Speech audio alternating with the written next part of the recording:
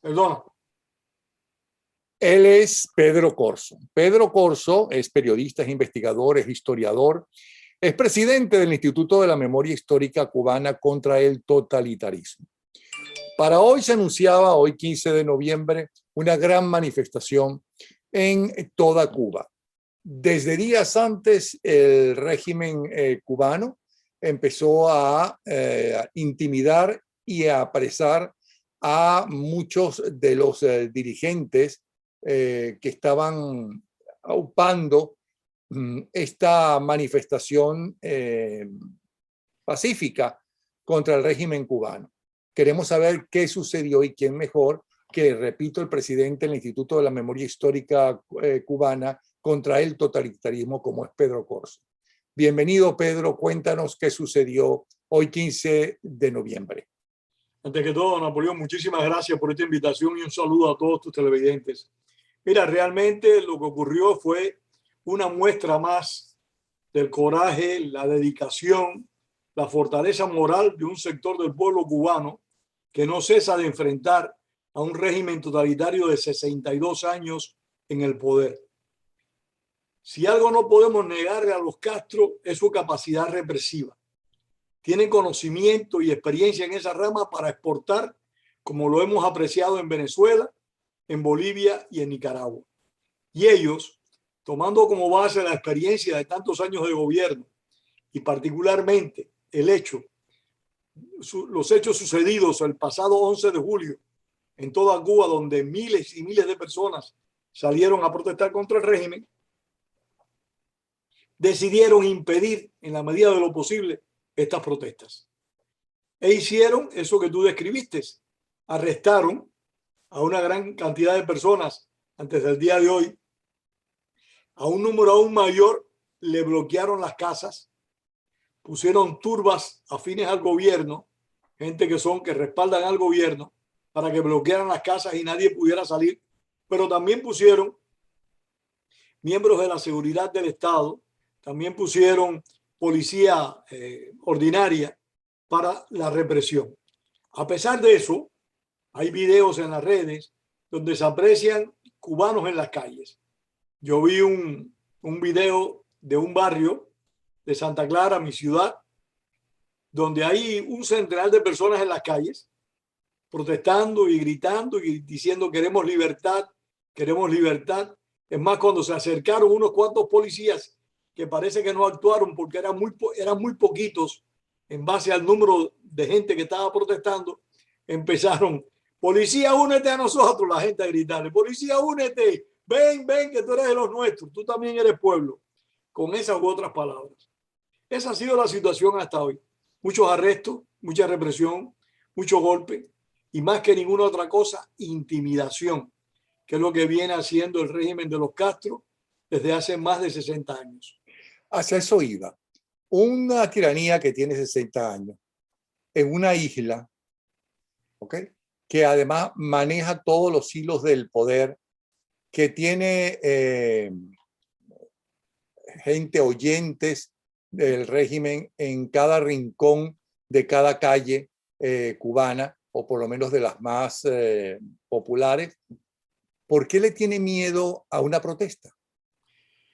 Porque los dictadores de cualquier tinte, sean de derecha o de izquierda, sean fascistas o comunistas, le tienen miedo a sus pueblos. Aunque los tengan controlados, los tengan aplastados, aunque la bayoneta la tengan en ristre, lista para clavarla en el pecho de cualquier opositor, los tiranos tienen miedo a los pueblos, tienen miedo a esos que se los ponen. Y yo creo que en este caso el régimen cubano tiene un particular miedo a estas personas que están protestando hoy. La gente que yo vi protestando hoy eran muchachos de 20 y pico, de 30 años, y muchachas. Eran gente fundamentalmente jóvenes que nacieron 15 o 20 años o 30 años después, 40 años después de estar los Castros en el poder. Napoleón, esos muchachos solo han conocido un régimen, solo han conocido un modelo político, un modelo económico, que es el modelo de los Castro. Pero están convencidos que es un modelo tan nefasto que, aunque no conocen ningún otro, están dispuestos a cambiar la situación en Cuba. Porque como me decía hoy un amigo, los cubanos no quieren reformar el sistema, los cubanos quieren cambiar el sistema. Ya en Cuba no hay disidentes, ya no hay personas que dentro del gobierno quieren producir algún que otra reforma. No, no. En Cuba todo el mundo es hoy en día, los que no están con el gobierno, opositores.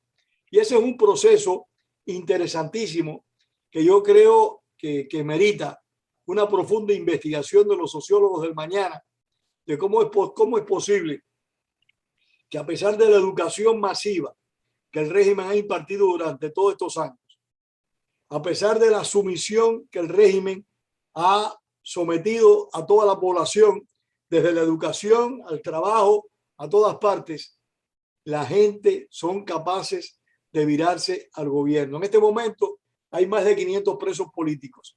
En su inmensa mayoría tienen menos de 50 años. Perdón. Ahora, cuando tú militaste políticamente en Cuba y terminaste en la cárcel cubana, tú eras un muchacho de 18, 20, 22 años y era la época, en los años 60, donde Fidel Castro todavía seguía siendo un héroe para buena parte de la población mundial. Y así todo ustedes se enfrentaron, ¿no? Era la época de los fusilamientos, era la época de las torturas, en una época de guerrilla inclusive en contra de los Castro, y así todos ustedes se insurgieron. Han pasado todos estos años y ya no han podido engañar al pueblo cubano y decirle el año que viene será, la culpa es del bloqueo, ¿no? Nosotros sí amamos al pueblo, pero no podemos hacer más de lo que hacemos por culpa de los enemigos que siempre están afuera. Ustedes tienen un gran mérito en aquella época. Luego hubo un gran silencio después de todos los muertos, de todas esas cosas, de todos los fusilamientos, porque además los fusilaban en el horario tengo entendido, en el horario del almuerzo de los cubanos, para que lo vieran a través de la televisión. ¿Ok? Que eran fusilamientos, eran juicios y fusilamientos para que todo el pueblo cubano lo vea. Cuando el pueblo cubano abrió los ojos y se dio cuenta que aquello era una tiranía y que no tenían futuro, no tenía futuro para sus hijos, para la educación independiente, para la democracia, ¿no? Con esta gente. Napoleón, con pesar te digo que el pueblo cubano ha ido abriendo los ojos paulatinamente. No ha sido una mayoría absoluta la que abrió los ojos en un momento determinado. Ha sido a través de los años, quizás la mayor parte de las ocasiones por experiencias directas, que el cubano promedio se ha ido desencantando de la dictadura. El gobierno de Cuba, y lo reconozco con pesar, repito, ha sido muy hábil. El gobierno de Cuba envolvió la represión en un gigantesco pedazo de pan, en una intensa propaganda y en un control absoluto de todas las dependencias y maquinarias del Estado. Eso ayudó a confundir a la gente por generaciones. Pero han sido estos jóvenes de ahora, esta última generación, estos que tienen veintitantos años, los que han podido apreciar mejor el fracaso, porque muchos de ellos han logrado sustraerse de la rigidez dogmática de la dictadura, tener información por diferentes vías, por diferentes medios, y han podido aprender y conocer de que lo que hay en Cuba es nefasto para la condición humana, para el ser humano, y actúan en consecuencia. Lamentablemente todavía hay cubanos que respaldan la dictadura. Los vimos hoy, yo los vi hoy en videos también, donde decían, vi a Fidel Castro, decían cosas realmente penosas para mí. Por ejemplo, un personaje llamado Humberto López Rodríguez, un vocero de la dictadura, se apareció frente a la casa de Joandri Sánchez, Joandri García, el promotor de esta protesta del día 15 de diciembre. Se apareció allí a decir una cantidad de sandeces, a tratar de hacerle creer a la gente que que el populacho que estaba allí concentrado era respondiendo a una vocación natural de esas personas. No, no, todo eso fue instruido y preparado. Pero ellos no, ellos siempre pretenden darle de que las turbas que manejan desde los años 50 al momento de hoy son turbas espontáneas, son multitudes espontáneas y es mentira. Son multitudes que muchas de las personas que están en eso a veces no quieren ni estar, porque yo recuerdo que en los años 60 y 70 que en Cuba se llevaba a la gente a los lugares y la gente iba en contra de su voluntad. Tenía que hacerlo. Cuando los mítines de repudio del Mariel, tanta gente golpeada, tantas personas abusadas, mucha gente participaron en esos mítines de repudio para vergüenza de cualquier persona con decoro, por miedo, y por miedo fueron cómplices de torturas y malos tratos. Bueno, y también por hambre, porque si el Estado es el único donde tú puedes conseguir prácticamente trabajo por tanto tiempo, es un punto también. Si te botan del trabajo, vas a pasar más hambre de lo que normalmente se pasa en Cuba. No, un punto válido ese que tú acabas de decir. Muy válido. El hambre también es un factor muy importante. Ahora, ¿qué tiene que ver en la reacción de estos muchachos, ¿no? Que no han conocido otros países, ¿no? ¿Qué tiene que ver el exilio cubano y el intercambio, los dólares que le envían o los euros que le envían según donde estén, las cartas, los viajes por unos días que ahora sí se permiten de los familiares que están fuera de Cuba? ¿Qué tiene que ver el Internet y qué tiene que ver la muerte de Fidel Castro y la salida y la salida de la imagen de Raúl Castro con estos levantamientos que estamos viendo en Cuba? Mira, si se me olvida alguno, me vuelves a preguntar, por favor. Yo creo que la muerte de Fidel Castro, empezando por los culpables de todo lo que ha acontecido en Cuba, aunque todos los cubanos, desde mi perspectiva, en alguna medida somos culpables, pero los principales culpables han sido la familia Castro y ese grupo de moncadistas que lo ha rodeado históricamente.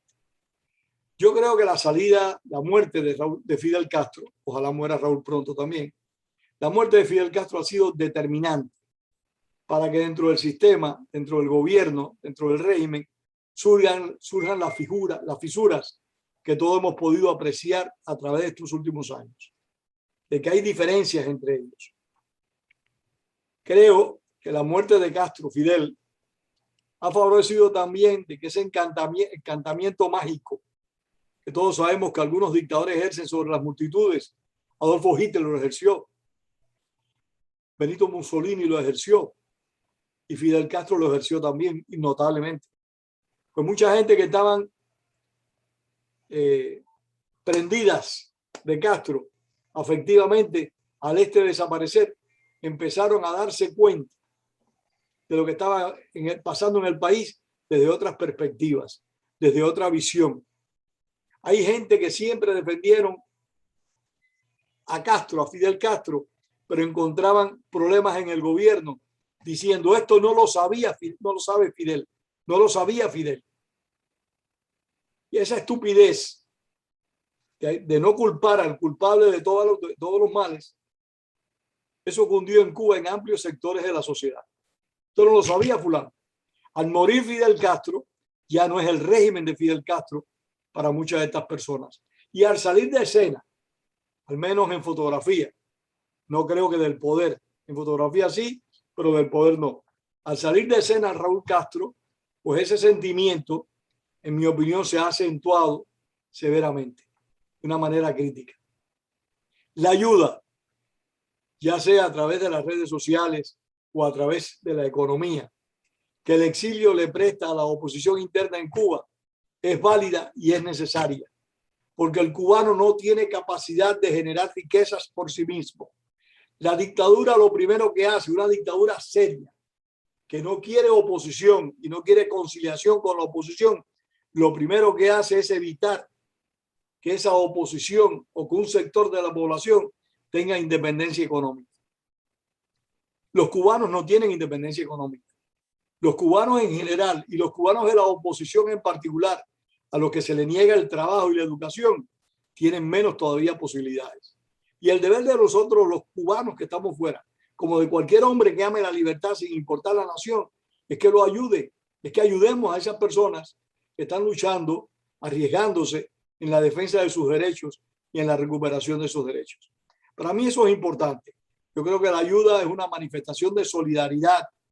Y si cuando ocurre un terremoto en cualquier lugar del mundo, ayudamos a los damnificados, yo creo que cuando hay una dictadura en cualquier lugar del mundo, se debe ayudar a los afectados. Yo creo que es importante y recuerdo aquella caravana de alimentos que trató de llevarse a Venezuela hace un año y meses atrás, que fue una expresión de solidaridad internacional. Pero Maduro, que es de la propia escuela de Hugo Chávez, un seguidor de Fidel Castro, pues impidió esa gestión. Este es el titular genérico de casi toda la prensa occidental, la importante. ¿Ok? Cuba sitiada por la dictadura. Fuerzas de seguridad y militantes del régimen se movilizaron para evitar por la fuerza las protestas disidentes. ¿Es que se esperaba otra cosa? No, pero lo que pasa es que mucha gente, y tú lo sabes tan bien como yo, y mucha prensa y muchos periodistas ignoraron esa realidad. Esos mismos años en que tú hablaste de fusilamiento, de cárceles con 20 y 30 años de prisión, porque Cuba tiene más de 100 hombres que han cumplido 25 años en las cárceles. Hay mujeres cubanas que cumplieron 20 años en prisión, 18 años. La mayor parte de esos medios ignoraban que esas cosas acontecían en Cuba.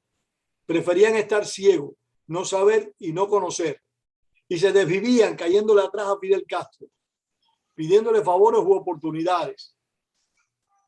Tú recordarás hace unos pocos años atrás el show que dio Castro en Argentina, donde un montón de periodistas lo cercaron y todos le congraciaban. Aquí mismo un periodista famosísimo lo entrevistó hace una veintena de años y aquello daba vergüenza. La sumisión de aquel periodista de una fama nacional, y no digo su nombre porque no lo recuerdo, si no lo diría. Aquel periodista de una fama nacional muy sólido era un alabardero de Fidel Castro en las entrevistas. Tú recordarás a nuestra colega Isa Doble, ¿la recuerdas? ¿Y cómo no? Isa Doble era un reptil, con todo respeto, al lado de Fidel Castro.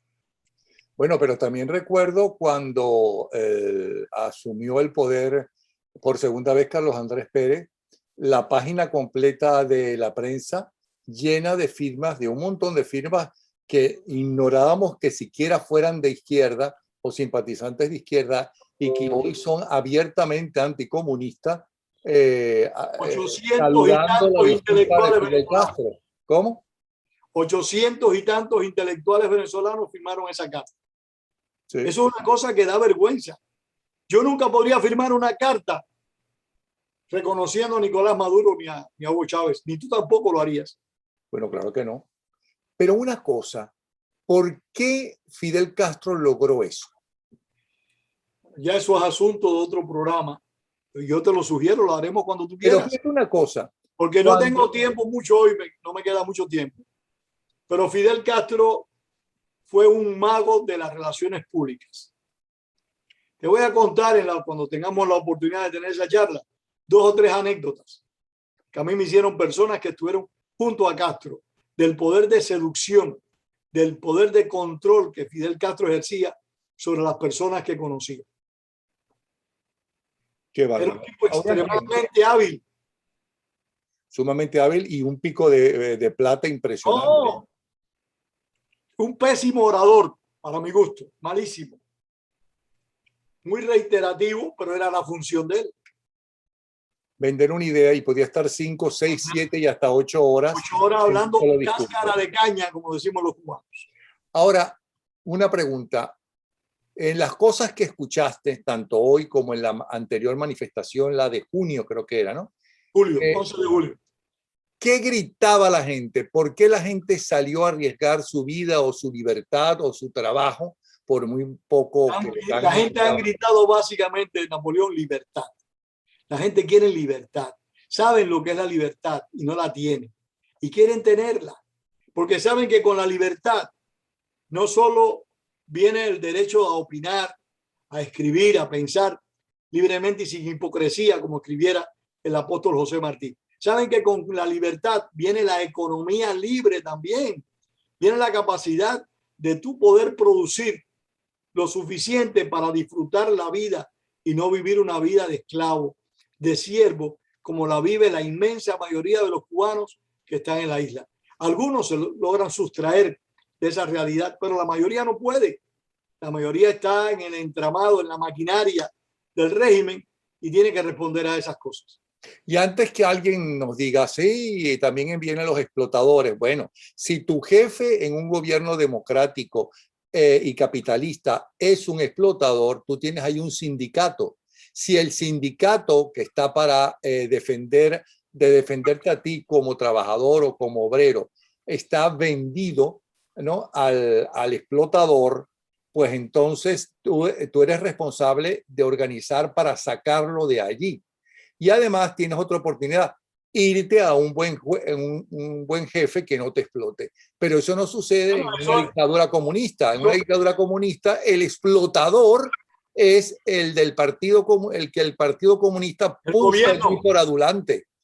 El gobierno. ¿Sí? Eso mismo ocurre con la gente que dicen que en estas sociedades no hay libertad de prensa. Es cierto, en la medida de que un dueño de un periódico pueda hacer las ediciones que le vengan en gana, pero ahí sí hay libertad de prensa, porque tú y yo podemos comprar un mimeógrafo y escribir y publicar lo que nos dé la gana sin que nadie nos detenga.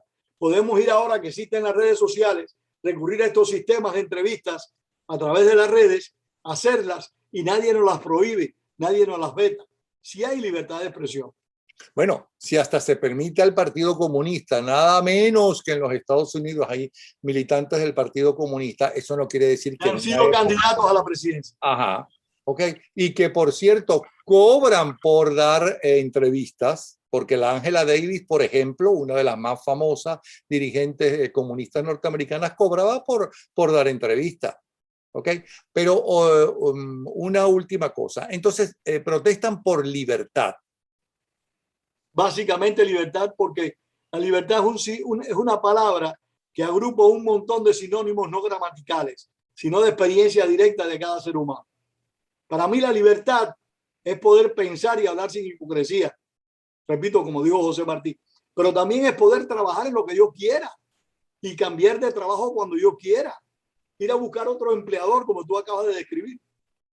Por último, este 15 de noviembre, en la lucha por la democracia en Cuba, ¿cómo será recordado? ¿Como un intento, como un fracaso, como algún triunfo en algún aspecto?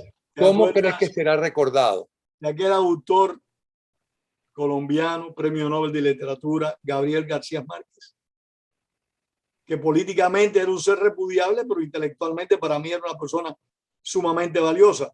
Gabriel García Márquez escribió Crónica de una muerte anunciada. Y esto es la crónica de un reto al totalitarismo. Es el primer reto al anunciarlo que se le hace a un régimen totalitario. Al gobierno se le avisó, vamos a salir a marchar. Eso no tiene precedentes. En mi opinión, esta es una fecha que va a pasar a las páginas de la historia de Cuba con un nivel de relevancia grande, porque más allá de sus resultados fue el hecho de que un número grande de personas se concertaran y dijeran, aunque no hayan podido hacerlo, vamos a salir tal día, y retaran a la dictadura, le quitaran la ofensiva a la dictadura. Por eso me emociono y te lo digo así de corazón. Es un reto y ese reto pasa a la historia. Periodista, historiador, investigador, tiene una serie de libros, porque además tiene tiempo inclusive para los libros que ha escrito, que son bastantes. Presidente del Instituto de la Memoria Histórica Cubana contra el Totalitarismo. Gracias, Pedro Corzo. Además, gracias a ti, Napoleón. Un valiente que luchó contra la dictadura, fue preso con la dictadura, ¿no? Pudo salir, estuvo viviendo en Venezuela cuando salió, consiguió 12 años, maravilloso país, 12 años disfrutando de la libertad que teníamos en Venezuela. Un abrazo, Pedro, ¿sí? Un gran abrazo para ti, a tu orden siempre, lo sabes. Y muchísimas gracias. Gracias. Hola, gracias a ti.